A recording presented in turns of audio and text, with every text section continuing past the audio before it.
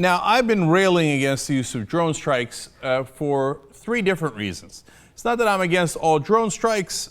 For example, if we had bin Laden or the current leader of Al-Qaeda, Ayman al-Zawahiri, in our target, I think it's very likely that I would push that button, and a lot of liberals and progressives would be mad at me for that. It's a violation of international law. I understand all that. But my main three problems with drone strikes are, one, we're hitting U.S. citizens and not giving them due process. That's a fundamental violation of the core tenets of our government. Number two, we're doing signature strikes where we're hitting people we don't know who they are. The personality strikes, we know who we're hitting. Signature strikes are, we think there's something going on there and we just bombed it just in case. That's hideous. It's morally repugnant. That's why we're killing so many civilians. And number three, we're doing double taps, which is a clear, massive war crime. When the people who are going to help the wounded come in, we hit them again. Okay, unacceptable. Now, unfortunately, a lot of the American people don't know that. So they just did a poll and they asked Americans, are you in favor of drone strikes? And the answer is profoundly depressing. 83% of Americans approve of Obama's use of drone strikes against terror suspects overseas. This is the thing that they can't get through their head. Just because the government says they're a suspect doesn't necessarily make them so. One of the 3 U.S. citizens we killed was a 16-year-old. Really? That was a top Al-Qaeda operational leader who was about to carry out an imminent attack against the United States? What evidence do you have of that? None. Why would you just trust the government blindly on one of the most important things they can do, which is executing U.S. citizens without a trial, without due process? But the American people don't agree with me. Look, you got to call it as it is. And I hope that we can convince them and we can push them in the right direction. But right now, we're losing this battle in a massive way.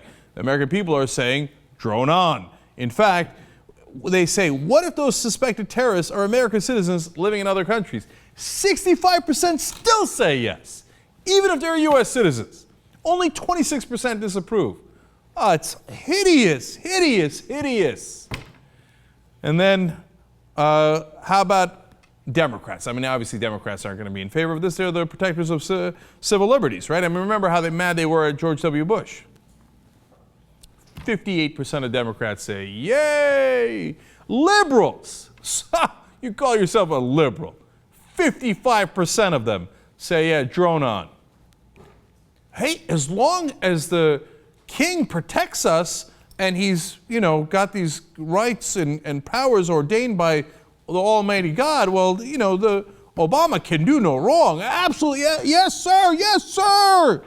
That's not how a democracy is supposed to work, and it's really depressing to see how few of our citizens understand our form of government. You can't just call someone a terror suspect and say, take my word for it, I'm not going to show you any evidence, and I'm going to kill them.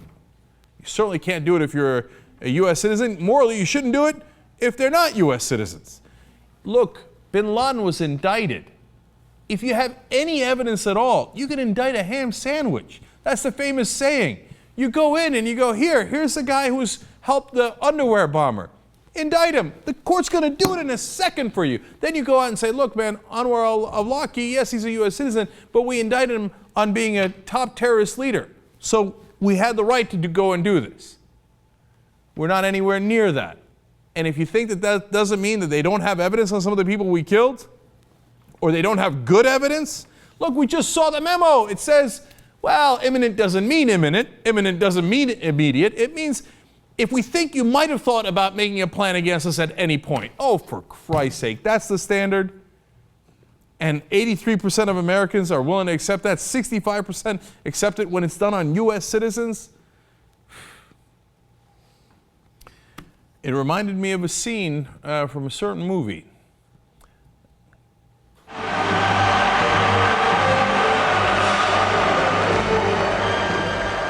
So this is how liberty dies.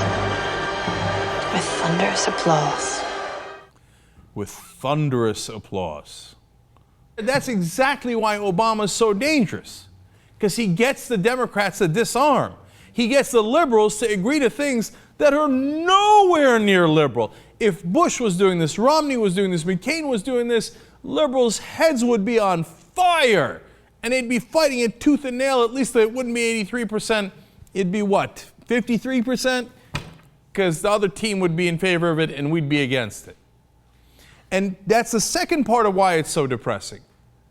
Because it goes to show you, people aren't paying attention. Now, look, I know that on a macro scale, but still when you see it on a issue by issue, it's hard not to get depressed at how little people pay attention. They just go, I don't know, what does Obama say? Yeah, okay, I'm on that side. Yep. Well, you didn't even hear what he said. I don't give a shit. Obama's my guy. I'm going to go for him. What you fail to understand in that, and why it's so important, is that Obama isn't your guy. You weren't paying attention. He did all the things that Bush and Cheney are doing, and then some. But he's got a D on his helmet, and so you got all like, yeah, D, Democrat, yes, what the fuck just happened? Right? And look, today I came up with an obnoxious conclusion. You're not going to be surprised by it but it goes to my mindset, right? So I'm an unbearable braggart, etc. When I get things right, I tell you yada yada, right? And so you probably think that I think I'm right about all these things all the time. But in reality, I'm full of doubt. Every day I think, do I have it wrong, And I used to think that about Iraq war. I was like, why? I mean, the 90% of the country seems like, everybody on fucking TV, everybody in the media is saying what a wonderful idea it is. And I'm like, damn it, I'm sure it's a bad idea, but am I the one that took the crazy pill? I don't know. I'm like, so I think about it and I contemplate it and I wonder and I reevaluate it, etc. But today I came to the conclusion, no, fuck that, man, I'm right. I'm right. I was right about Bush. I was right about Iraq. I was right about the torture. I'm right about the banks, and I'm right about Obama. And so what's going to happen is it's going to take a long time. I don't know if it's 18 months. I don't know if it's 2.5 years, 3.5 years. But at some point, Democrats are going to wake up and go, oh, fuck, what did we do? People who call themselves Democrats, people who call themselves liberals and progressives, they're going to go, what? What did we just do? How did that 7.5 years go by and the country is this further to the right, right?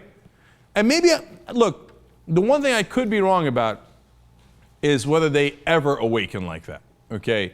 But I'm certain Obama doesn't have some secret fucking plan to, after going massively right-wing, to use that as a ruse, a boomerang, to go whoom, and come all the way back left and actually be a wonderful progressive president. That just ain't, if you believe that, you're wishing on a crazy dream that isn't remotely true.